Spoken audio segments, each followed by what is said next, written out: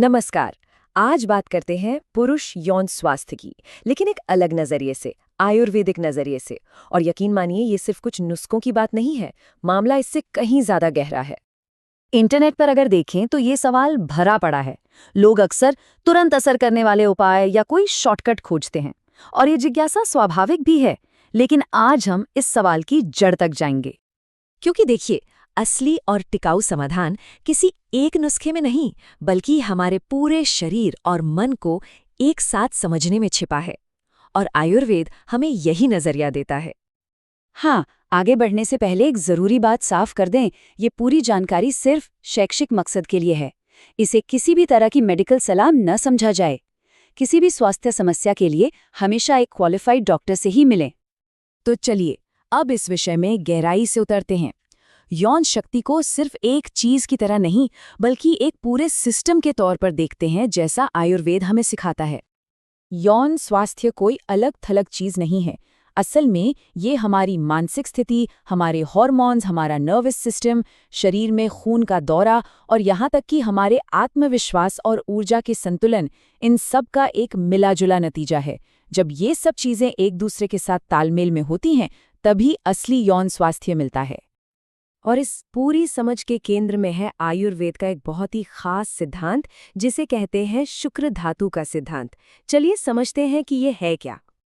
देखिए, आयुर्वेद के मुताबिक हमारे शरीर में 7 धातुएं यानी टिश्यूज होते हैं। शुक्र धातु इनमें 7वीं और सबसे आखिरी, सबसे शुद्ध धातु है।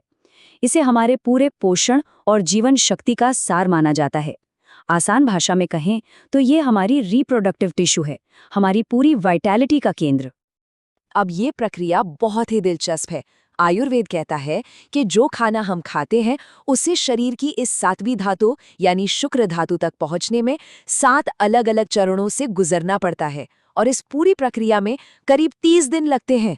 सोचिए जरा, इसका मतलब है कि हमारी आज की जीवन शैली का असर हमारी जीवन ऊर्जा पर 1 महीने बाद जाकर दिखता है।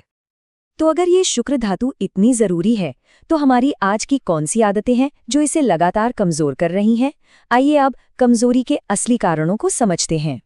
सबसे पहली और सबसे बड़ी वजह, नींद की कमी। आज की साइंस और आयुर्वेद दोनों इस बात पर सहमत हैं। अगर नींद 7 घंटे से कम हो तो पुरुषों में टेस्टोस्टेरोन का लेवल 20 से 30% तक गिर सकता है। ये कोई छोटा मोटा आंकड़ा नहीं है, इसका सीधा और गहरा असर पड़ता है। दूसरा बड़ा कारण है मानसिक तनाव। जब तनाव बढ़ता है तो शरीर में कॉर्टिसोल नाम का एक स्ट्रेस हार्मोन भी बढ़ जाता है, और ये हार्मोन सीधे सीधे टेस्टोस्टेरोन और सेक्स ड्राइव को दबा देता है, उन्हें कम कर देता है। इसीलिए तो आयुर्वेद में कहा गया है, सुस्थिर मन सुस्थिर वीर्य। और फिर शराब और धूम्रपान जैसी आदतें। ये आदतें सीधे हमारी खून की नसों को सिकोड़ती हैं, जिससे शरीर के जरूरी अंगों तक खून का दौरा कम हो जाता है, और इसका सीधा असर यौन क्रिया पर पड़ता है। तो सवाल ये है कि इसका समाधान क्या है? देखिए, आयुर्वेद किसी एक जादुई गोली पर यकीन नहीं करता, बल्कि एक 5 लेयर वाले होलिस्टिक अप्रोच की बात करता है, जो समस्या को जड़ से ठीक करने पर जोर देता है। आयुर्वेद के समाधान के ये 5 स्तंभ हैं: सही आहार, सही दिनचर्या, मन पर नियंत्रण यानी स्ट्रेस मैनेजमेंट, व्यायाम, और सबसे आखिर में आती हैं औषधियाँ। ये सभी एक दूसरे से बहुत गहराई से जुड़े हुए हैं।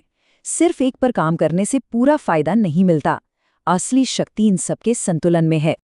तो चलिए अब कुछ ऐसे व्यवहारिक बदलावों पर नजर डालते हैं, जिन्हें अपनी रोज की जिंदगी में शामिल किया जा सकता है। एक संतुलित दिनचर्या बनाना बेहद जरूरी है। जैसे सुबह उठते ही फोन चेक करने के बजाय गुनगुना पानी पिएं और थोड़ी देर टहलें। दिन में शरीर को हाइड्रेटेड रखें और तनाव को मैनेज करने के तरीके अपनाएं। और सबसे जरूरी, रात को सोने से 1 घंटा पहले हर तरह की स्क्रीन बंद कर दें और 7 से 8 घंटे की गहरी नींद पक्की करें। और हाँ, कुछ सुधार करने के साथ साथ कुछ हानिकारक आदतों से बचना भी उतना ही जरूरी है, जैसे कि बहुत ज़्यादा जंक फूड, शराब, सिगरेट और खासकर देर रात तक मोबाइल का इस्तेमाल। ये आदतें हमारी जीवन ऊर्जा को सीधे तौर पर खत्म करती हैं। इन्हें छोड़े बिना कोई भी दूसरा उपाय लंबे समय तक काम नहीं कर सकता।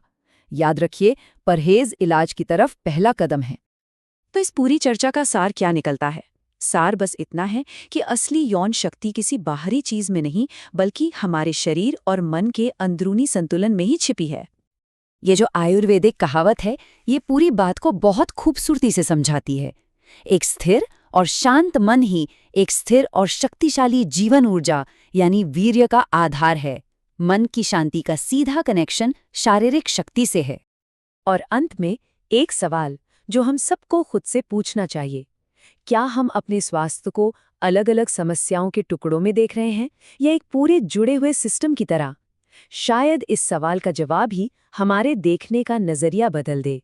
धन्यवाद।